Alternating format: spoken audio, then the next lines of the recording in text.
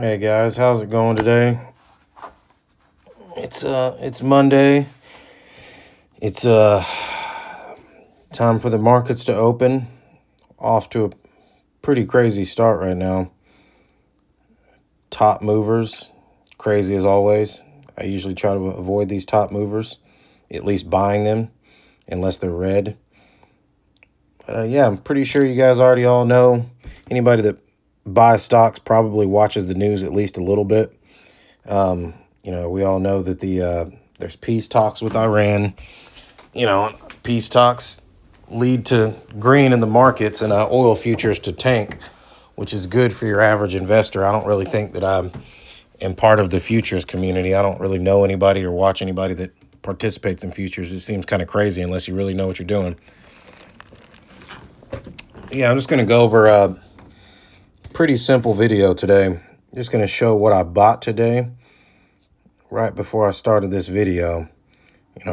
Today's June 15th. I decided to buy $50 of Visa and $10 of Costco to just add to these positions. I'm going to try to keep adding to what I have before I add a whole bunch, of new positions. Because as you can see here, my equity on these is pretty low. It's like I don't need to add any more positions until I can add more money to what I already have. I don't want to be overly diluted here. A couple of these things I will end up selling, the Edge Q and the Charles Schwab SCHW. I'm going to sell, but these other positions need to get built up. ETFs, weak here. I don't really buy a lot of weak, but I do like to have some type of cash equivalent because the way my life is, a lot of crazy stuff happens in my life financially to where, maybe I need to pull some cash for something and I don't want to lose, money by my cash sitting on the sideline, but I also, don't want to lose any of my stocks anymore. I'm in refusal mode to sell stocks. I've already, sold and bought and sold and rebought my portfolio for like 3 straight years. Of every time I get into a jam, I have to sell my stocks. So I want to get out of that mode of constantly selling what I do have.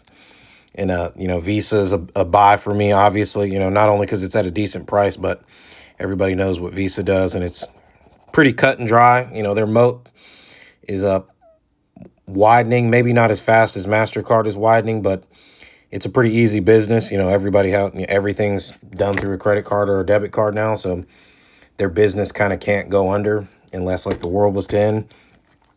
And then Costco is, I just buy Costco for obvious reasons. Everybody knows what Costco is as well. So, and then I got some other things going on. My portfolio's kind of not going to be able to grow very fast.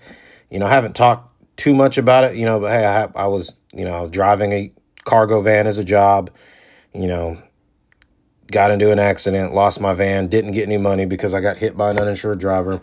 I went and bought another van on, I guess this was on Friday afternoon.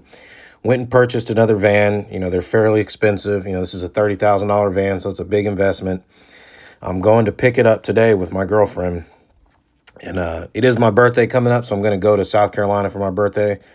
And the second I get back, I'll pretty much instantly hit the road.